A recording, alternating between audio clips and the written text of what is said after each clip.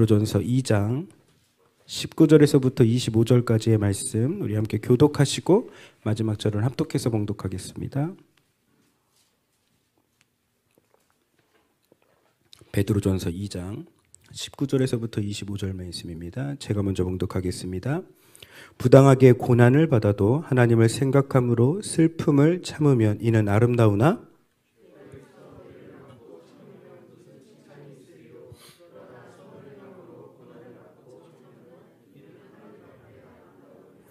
이를 위하여 너희가 부르심을 받았으니 그리스도도 너희를 위하여 고난을 받으사 너희에게 본을 끼쳐 그 젖치를 따라오게 하려 하셨느니라.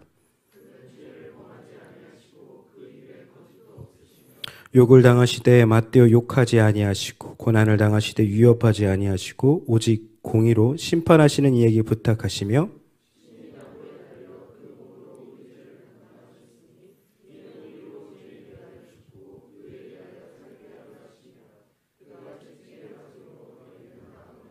같이 읽겠습니다. 너희가 전에는 양과 같이 길을 잃었더니 이제는 너희 영혼의 목자와 감독 되신 이에게 돌아왔느니라. 아멘. 아멘. 오늘 이 복된 주일에도 주님께서 함께 해주셔서 말씀의 은혜, 찬양의 은혜, 기도의 은혜가 넘치는 이 시간 되기를 간절히 소원합니다. 아까 광고 시간에도 말씀을 드렸다시피 저희 마가다라빠 전 공동체 우리 형제교회들이 한데 모여서 3월 12일 날 주일에 연합으로 다 예배를 드리려고 합니다. 여러분 새를 사람들에게 보여주려고 하는 거는 아니고요.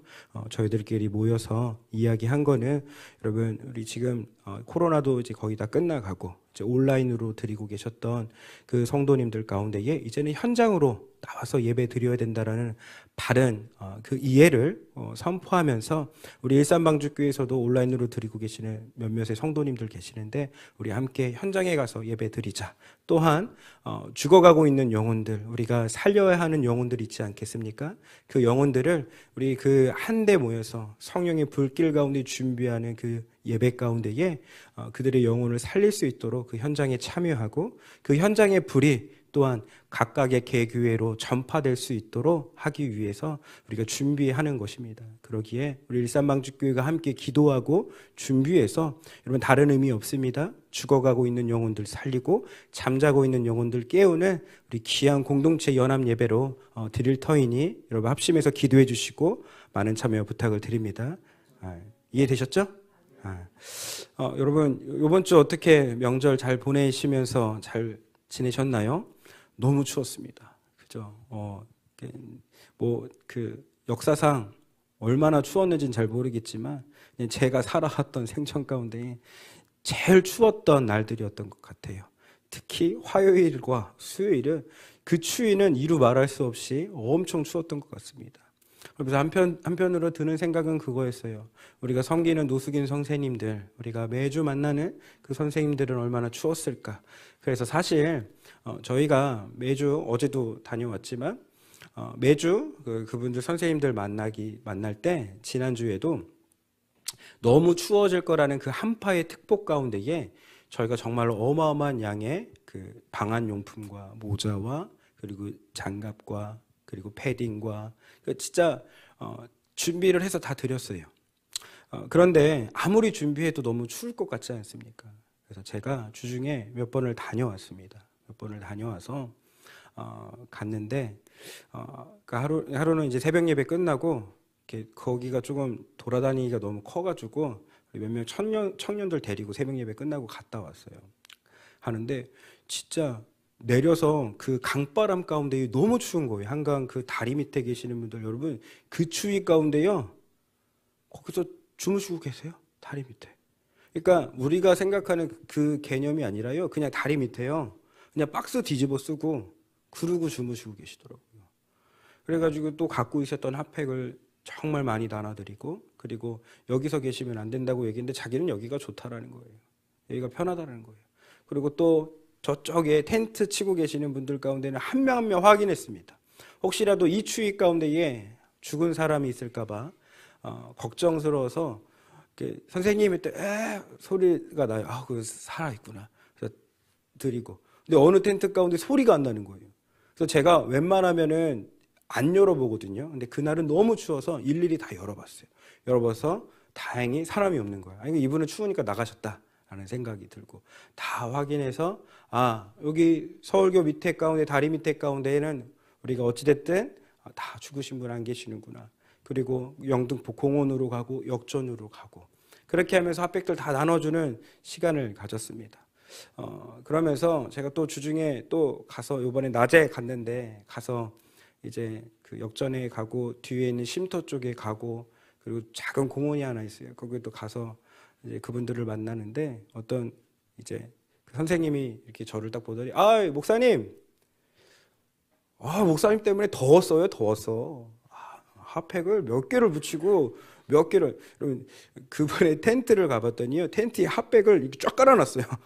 그거 뜯어나가서 이렇게 누워서 목사님 너무 더웠다고. 여러분 사실 그게 더웠겠습니까?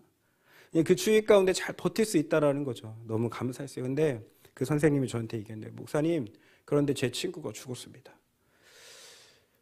저기 그 쇼핑몰 망한 쇼핑몰 그 뒤쪽에 그쪽에 제 친구가 119에 실려갔고 얼어 죽었습니다. 근데 사실 저희가 다 돌아다녔어요. 근데 저희가 가지 못했던 그 사각지대 가운데에 한 분이 돌아가신 거예요.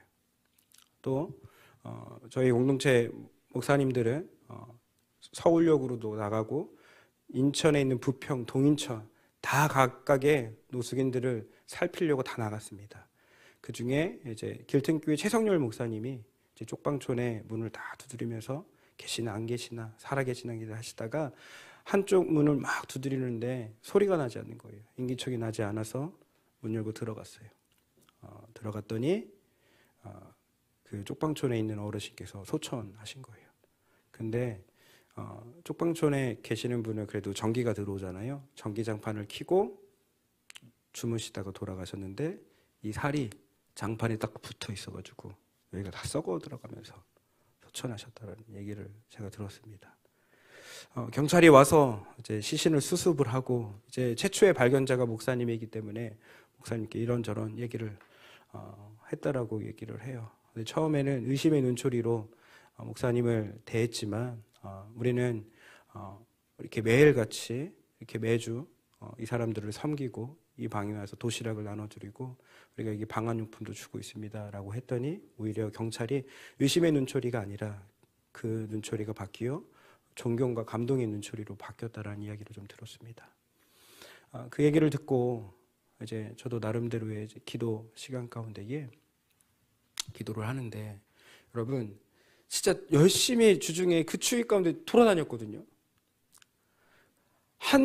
요번에는 한 명도 놓치지 않았다. 왜냐면 3년 전에 그 서울교 밑에서 돌아가신 분이 계시거든요. 제가 놓쳤거든요. 이번에 서울교에서 놓치지 않았어. 요번에 다 준비해가지고 한 명도 놓치지 않았어. 그런데 한 명이 죽었다는 소식에 가슴이 너무 아픈 거예요. 그래서 그 기도 가운데 주님이 찾아와 주셔서 이렇게 저에게 묻는 거예요. 내 종아, 마음이 아프니? 주님 마음이 아픕니다. 올해는 이 추위 가운데 한 명이라도 놓치지 않을 줄 알았는데 한 명을 놓쳤습니다. 그때 주님이 주시는 마음은 이런 마음이에요. 내 종아, 그렇게 죽어가서 그렇게 놓치는 지옥 가는 자들이 있단다. 그 영혼을 위해서 네 인생을 바칠 수 있겠니? 라는 그 질문 가운데에 제가 딱 두 단어 얘기했어요. 두 글자. 아멘. 아멘. 여러분 우리들이 예수 믿는 이유는 무엇입니까? 예수를 따라가려고 하는 이유는 무엇입니까? 바로 예수님 닮기 위한 거 아닙니까? 또한 저 천국 가기 위한 거 아닙니까? 그러게 여러분 우리 예수님을 제대로 믿고 제대로 따르고 올바른 길, 이 십자가의 길을 가기를 소원합니다. 근데 오늘 설교 제목처럼 제가 한 주 동안 또 묵상하면서 이번 주는 어떤 설교를 해야 될까, 어떤 말씀을 전해야 될까 하다가 주님이 주신 마음 가운데에 아니 도대체 신앙은 좋은데 인격에 문제 있는 사람들이 신앙은 좋은데 인격에 문제 있는 사람들이 교회 안에 있어요, 없어요? 있다라는 거예요. 아니 신앙은 너무나도 좋은 것 같아요. 신앙은 높은 것 같아요. 그런데 인격이 낮아지고 인격이 천하고 삐뚤어진 인격 가운데 살아가는 교회 안에 성도들이 너무 많다라는 거예요. 그 마음을 주셔서 도대체 그렇다면 이걸 어떻게 해야 될까 고민 가운데에 오늘 이 말씀을 준비했습니다. 근데 이 얘기는요, 여러분들에게 이야기가 아니라 다 하나님께서 저에게 보여주신 마음이에요. 하나님이 저에게 원하는 거는 네가 목사니까 신앙이 좋고 네가 하나님의 종이니까 믿음이 대단한 것처럼 보이는 것이 아니라 네가 키워야 할 덕목 중에 하나가 인격의 성장이라고 주님이 주시는 마음 가운데에 같이 나누려고 하오니, 여러분 나에게 공격하려고 하는 얘기야? 그런 거 아니에요. 맨 처음 대상자가 저입니다. 저이기에 여러분, 신앙은 좋은데 인격이 삐뚤어졌다면 도대체 뭐가 문제이기 때문에 그 인격이 삐뚤어졌을까 한번 살펴보자라는 거예요. 여러분, 어떤 사람은 신앙 참 좋습니다. 말씀도 열심히 읽고 새벽 기도도 나오고 영적인 대화도 합니다. 그리고 전도도 합니다. 그런데 그 사람이 사람을 만나고 교제를 하면 자꾸 다툼이 일어나고 충돌이 생기는 사람들이 있어요, 없어요? 없어요? 맞아요. 우리 일산방주교회는 없어요. 여러분, 근데 그런 사람들이 있어요, 없어요? 있잖아요. 참 믿음 좋은 것 같은데 그 사람만 만나고 그 사람과 교제만 하면은 다투고 충돌이 일어난 사람들이 분명히 있더라는 거예요. 그러면서 그 사람을 통해서 상처를 주기도 하고 또 그 사람은 자기가 상처를 받았다라고도 얘기해요. 너무 인생이 아이러니하죠. 근데 그 인생이 너무나도 슬퍼 보인다라는 거예요. 왜 그럴까요? 신앙은 높아지고 좋은 것 같습니다. 그러나 인격이 따라가지 못한다라는 거예요. 그 실체에 대해서 제가 설명해 드리자면, 여러분, 신앙이 좋다, 정말 신앙이 높은 것 같아 라고 말하는 사람들, 진짜 신앙이 좋나? 여러분, 실체를 바라보면요, 종교 생활, 종교 의식, 종교 행위가 높아진 것뿐이지 신앙이 좋아진 건 아닙니다. 여러분, 신앙의 실체는 무엇인지 아십니까? 신앙의 실체는 종교 의식, 종교 행위, 종교의 의식에 대한 횟수가 높아진 것뿐만 아니라 인격이 성숙하고 성장되는 것이 바로 신앙입니다. 종교적 행위만이 늘어나고 양이 많이 늘어난 것만이 신앙이 좋은 게 아니라, 진짜 신앙이 좋은 거는 인격의 성숙함과 성장함이 올라가는 것만이 진짜 신앙이 좋다라고 말할 수 있다는 거예요. 그러기에 인격이 성장하지 못하는 종교 행위자의 횟수가 늘어나는 그 사람들은 가짜 신앙이라는 거예요. 우리 실제를 정확히 파악해야 돼요. 종교 행위에 집중하지 마시고요, 인격의 성장도 같이 바라보기를 간절히 소원합니다. 그렇다면 질문이 되겠죠. 그러면 종교 행위의 횟수가 늘어나는 것은 잘못된 건가요? 아니요. 그것과 같이 늘어나야 된다는 거예요. 여러분, 한번 생각해 보세요. 육체가 커져요. 어렸을 때 작은 아기로 태어났지만 육체는 막 커져요. 그런데 여러분, 정신이 성장하지 않아요. 문제가 있어요, 없어요? 이때 있잖아요. 신앙도 마찬가지라니까요. 모든 예배 시간 빠지지 않고 기도도 열심히 하고 전도도 열심히 하고 종교적인 행위와 헌신과 수고는 날로 늘어가는데 인격이 성장하지 않으면 그 문제가 있는 거라고요. 그거는 잘못된 가짜 신앙이라고요. 진짜 신앙은 종교적 행위의 성장과 함께 인격의 성장함이 같이 이루어져야 된다는 사실을 깨닫기를 간절히 소원합니다.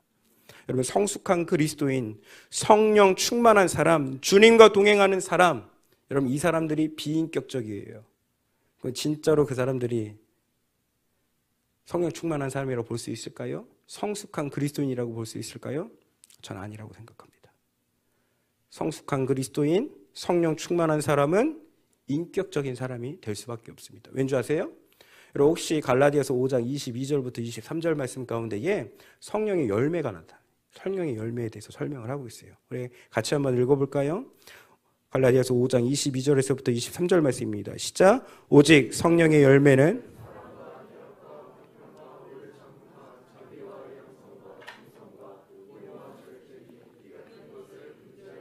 없느니라. 아멘. 여러분, 성령 충만했어요. 그래서 성령의 열매가 나타나요. 그렇다면 그것이 종교적인 의식의 횟수가 늘어나는 거예요? 아니면 인격이 좋아지는 거예요? 성령의 열매는요, 이 9가지 열매는요, 인격하고 결부되어 있다니까요. 종교적 행위의 증가가 중요한 것이 아니라 인격이 증가되고 인격이 성숙하고 인격이 성장되어야 된다는 거예요. 그러기에 여러분 우리 자신을 한번 돌아보십시다. 나는 과연 교회를 다니고 예수를 믿기로 작정하면서 인격은 성숙해졌습니까? 인격은 성장됐습니까? 종교적인 행위 자체는 좋아질지 몰라도 인격이 성장되지 않았다면 여러분 그 가짜 신앙 버리십시오. 진짜 하나님이 원하는 그 신앙으로 돌아가기를 간절히 소원합니다. 하나님을 믿고 섬긴다라는 사람이 인격이 없으면 어떻게 되는 줄 아십니까? 예의가 없어집니다. 말을 함부로 합니다. 화를 참지 못합니다. 헌금도 잘 드리고 새벽 기도도 하고 방언을 말하고 말씀 공부도 열심히 합니다. 그러나 인격이 부족하면 자기 마음속에 있는 신앙의 표현이 제대로 표현되지 못한다는 거예요. 인격이 부족하면 또 무슨 문제가 생기냐? 바로 문제가 생기면 그거를 해결하지 못합니다. 제대로 해결 못한다니까요. 그러니까 우리가 생각하기에 종교적인 행위가 증가하는 것 그거 중요해요. 근데 그거와 더불어 인격이 성장이 돼야 우리가 어떤 문제를 만났을 때 그 문제를 해결할 수 있는 매듭이 있으면 그 매듭을 풀 수 있는 능력이 생긴다는 거예요. 그때 그거를 해결하지 못한다면 어디에 문제 있는 거예요? 인격에 문제 있는 거예요. 여러분 근데 이 인격의 문제는 사실 성도님들뿐만 아니라 저는 목회자들에게 더 크다고 생각해요. 여러분 이 목사가요. 인격이 덜 완성되잖아요. 인격에 문제가 있잖아요. 그럼 교회는 힘듭니다. 성도님들은 힘들 수밖에 없어요. 그러니까 목사라는 직분이 있더라 할지라도 인격이 덜 성숙하면 그 문제 있다라는 거예요. 진짜 신앙인, 진짜 그리스도인은 직분이 좋아지고 종교적 행위와 그 의식이 늘어나는 것뿐만 아니라 인격의 성숙함이 일어날 줄 믿습니다. 한번 우리 되돌아볼까요? 인격이 부족하면 생기는 문제점 몇 가지가 있거든요. 4가지만 알려드릴게요. 첫 번째, 쉽게 다른 사람들을 판단하고 오해합니다. 다른 사람들을요, 쉽게 판단해요. 저 사람의 믿음이 어떻고 저쩌고 판단해요. 여러분, 판단을 하나님밖에 못하는 거예요. 왜 내가 판단합니까? 그리고 오해해요. 그 사람이 A를 얘기했는데 B라고 오해하는 거예요. 여러분, 목사가요, 인사를 못할 수 있어요, 없어요? 있죠. 근데 인격이 삐뚤어지잖아요? 우리 목사님 난 싫어하는 거 아니야? 나 미안. 이렇게까지 생각하는 사람 있을까요, 없을까요? 없어요? 그럼 다행이고요. 근데 문제는 있다라는 거예요, 있다라는 거. 인격이 삐뚤어지면요, 오해하는 사람들이 있다니까요. 두 번째, 인격이 부족하면 생기는 문제점, 너그럽지 못하고 예의가 없습니다. 여러분, 예수님께서 우리들 가운데에 하나하나 관여하셔서 심판하신다고 생각해 보세요. 그럼 여러분, 우리들의 몸뚱아리는 남아나는 게 있어요, 없어요? 네? 우선은 눈부터 뽑아내야 됩니다. 그죠? 그리고 계속 이 다리는 쇼핑몰, 쇼핑몰 가잖아요. 뭐 이것저것 사고. 네? 먹는 거 있으면, 여러분, 먹는 거 있으면 아주 눈을 부려요. 다 아구아구 넣어야 되지 않습니까? 이 머릿속의 생각은요, 다 자기의 욕심과 욕망으로 채워진 세상적인 생각으로 가득 차 있지 않습니까? 그러니까 하나님이 우리들을 하나하나 심판하신다면 우리는 남아나는 게 없다니까요. 근데 우리 예수님께서 너그럽게 봐주신다는 거예요. 그 너그러움 가운데에 뭐가 있으세요? 예의가 있으세요. 요한계시록에 예수님께서 그 말씀이 있잖아요. 내가 문 밖에 서서 두드리노니 라는. 여러분 그게 이제 그림으로 그려진 게 있어요. 근데 그 그림을 보시면요, 문이 없어요. 여러분 예수님이요, 문 열고 들어와도 돼요, 안 돼요? 여러분들의 마음의 문 열고 들어와도 돼요, 안 돼요? 근데 예수님은 항상 톡톡톡 두들기세요. 내가 문 밖에 서서 두드리려는지. 누구든지 내 음성을 듣고 문을 열면 문을 누가 열어야 되는 거예요? 내가 여는 거예요. 하나님 우리들 가운데 인격적인 거예요. 여러분, 엄마가 옳은 말하고 바른 말 할 때 있어요, 없어요? 있어요, 없어요? 있죠. 우리 학생들, 엄마가 말하는 말은 다 옳은 말이야, 다 틀린 말이야? 다 옳은 말이잖아, 그지? 아니야? 다 옳은 말이야. 그 옳은 말 가운데에 내가 방에 있는데 문을 열자마자 옳은 말 막 쏟아내. 기분 좋아, 안 좋아? 안 좋지. 안 좋대요. 안 좋대. 누구야? 너 안 좋은 거지? 니네 엄마 누구냐? 문을 두드리고 들어와야죠. 여러분, 예의를 지키십시오. 세 번째, 고개 숙이고 겸손할 줄 모른다라는 거예요. 그러니까 영적인 교만함이 가득한 거예요. 그러니까 신앙은 높아진 것처럼 보여요. 그러니까 신앙의 행위 가운데에 저 사람 신앙이 있는 거예요. 여러분 1억 헌금했어요. 대단해요? 안 대단해요? 역시 우리 교회 성도는 1억 갖다는 안 돼.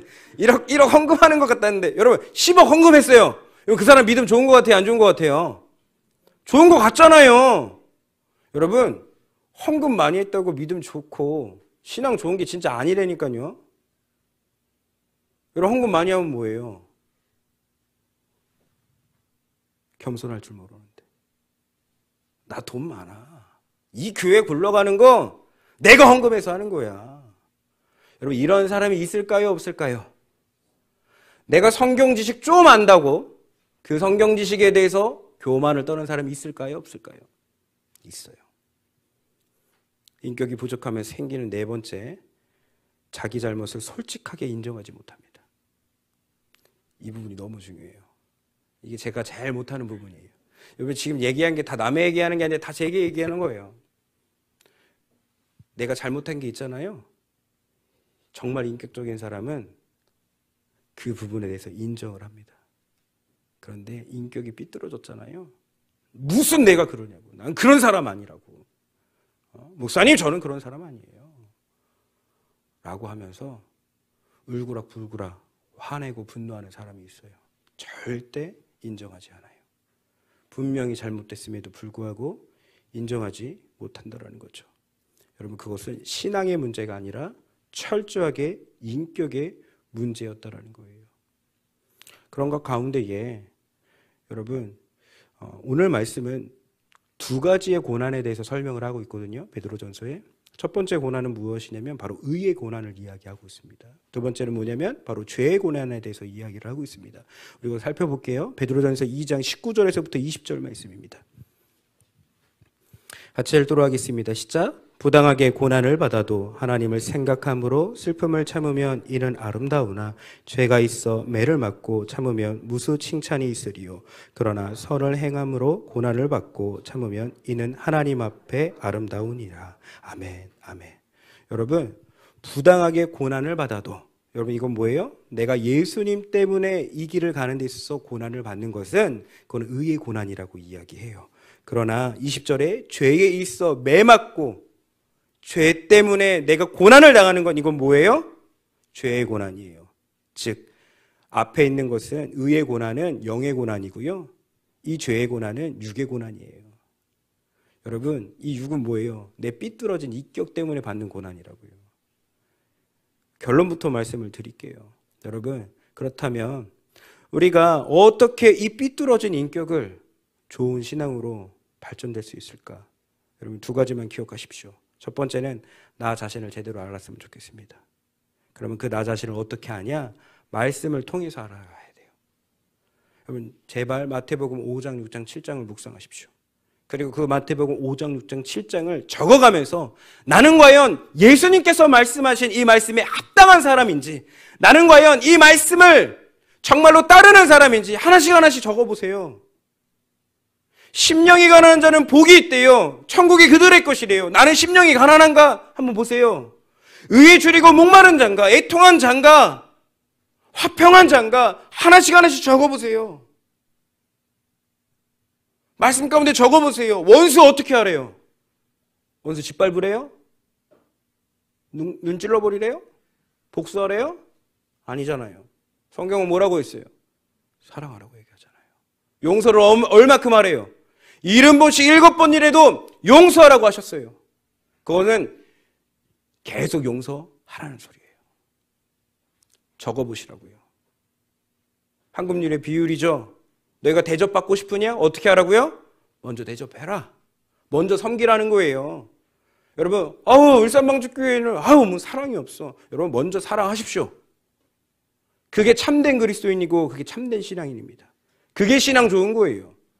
머릿속에 지식 높아졌다고, 머릿속에 성경 지식이 있다고, 머릿속에 내가 아는 신학 지식이 있다고 그것이 신앙이 좋은 게 아니라 그 신앙과 더불어 인격적이어야 바로 신앙이 좋다라는 소식을 여러분들 깨닫기를 간절히 소원합니다. 그리고 나의 환경 가운데에 여러분 제대로 분별하십시오.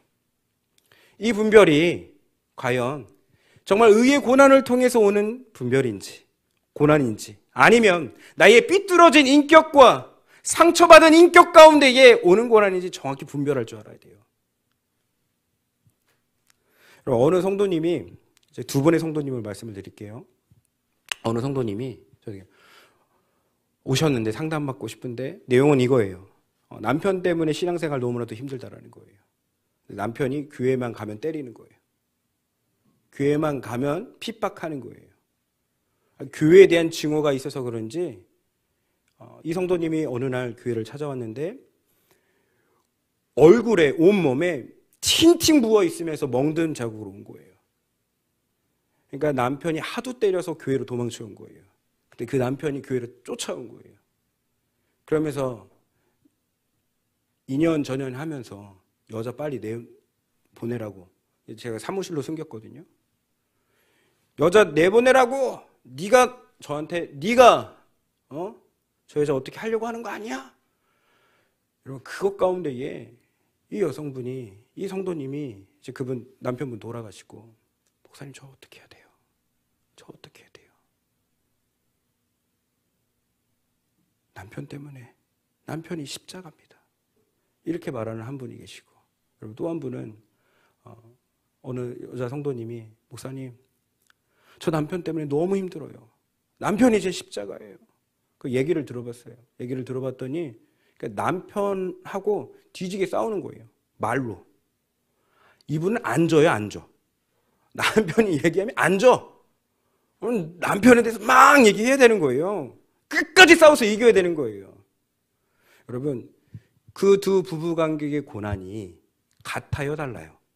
철저하게 다르다는 거예요. 앞에 있는 예화의 고난은 그게 의의 고난이고요. 두 번째는 뭐예요? 죄의 고난이에요. 내 인격, 삐뚤어진 인격이 내 자존심 때문에, 내 자아 때문에 생기는 문제라고요. 여러분 분별하셔야 돼요. 지금 나에게 찾아오는 그 고난과 그 어려움이 내 삐뚤어진 인격과 상처받은 인격 때문인지 아니면 진짜 예수 그리스도 때문에 오는 고난인지 분별하셔야 돼요. 그거 분별 못하면 모든 게 내 마음에 안 들고 나 힘들게 하고 저 사람 때문이야 라고 이야기하며 핑계거리만 제시하는 가짜 신앙인으로 남을 수밖에 없다는 사실입니다. 그러게 여러분과 저 정말 삐뚤어진 인격이 있다면 고쳐나가기를 간절히 소원합니다. 어떻게 해요? 말씀에 빗대어서 영적인 분별함 가운데에 내가 기도하면 주님이 알려주실 거예요.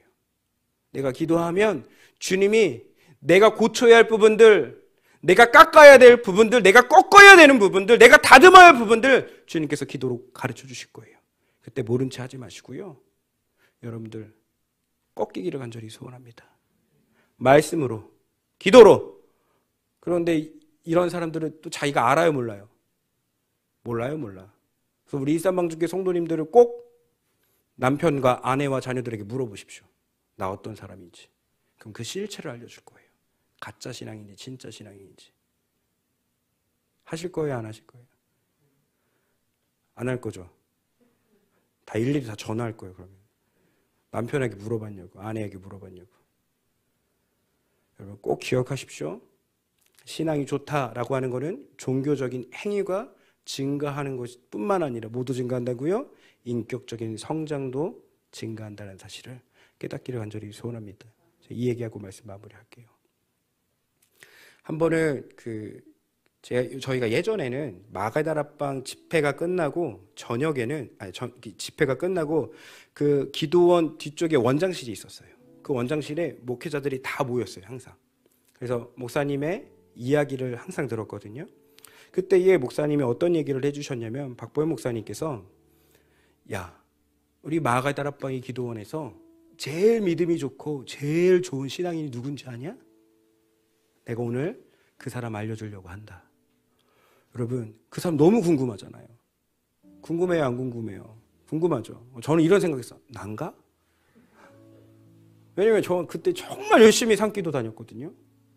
정말 부평에 나가서, 구월동에 나가서, 주안에 나가서 열심히 길거리 전도했을 때거든요. 전도뿐만 아니라 기도뿐만 아니라 성경도 여러분 엄청나게 읽었던 시절이에요. 그러니까 난가? 라는 상황 가운데 이 목사님이 이렇게 얘기하는 거예요. 야, 우리 마가다락방 기도원 가운데에 제일 믿음이 좋고 제일 좋은 신앙인은 지금 마가다락방 화장실에서 청소하고 있는 누구누구 성도님이야. 여러분, 근데요, 그 누구누구 성도님 이름을 딱 듣는 순간 그 자리에 앉아있던 목사들, 전도사들, 신학생들 모두가, 그리고 끝나서 나오는 사람 모두가 아유, 무슨 그 성도님이 신앙이 제일 좋아, 믿음이 뭐가 제일 좋아, 이러지 않고요. 모두가 맞아. 저 화장실 변기를 손으로 닦고 있는 저분. 근데 그분을 만나게 되면, 다락방 가운데 만나게 되면 아유, 전도사님 오셨어요. 전도사님 오늘도 수고 많죠? 그 말 한마디에 그 인격이 묻어나는데요. 단 한 사람도 저 사람이 무슨 믿음이 좋아, 저 사람이 무슨 신앙이 좋아, 이렇게 이야기하지 않고 목사님이 그 말 한마디, 누구누구 성도, 저 성도가 진짜 신앙인이야, 다 수긍하더라고요. 자, 이제 우리 일산방주교회가 해야 할 게 있습니다. 누구누구 성도 듣는 순간 맞아, 저분은 정말 참된 신앙인이야, 참된 그리스도인이야. 근데 만약에 김이삭, 진짜, 걔는 골치 아파. 여러분, 이러면 돼요, 안 돼요? 이삭아, 이거 예화야. 너 이거 갖다가 삐지면 삐뚤어진 인격이야. 여러분, 이제는 우리가 그 소리 들어야 돼요. 누구누구 성도 참된 신앙인이다. 그렇게 될 줄 믿습니다.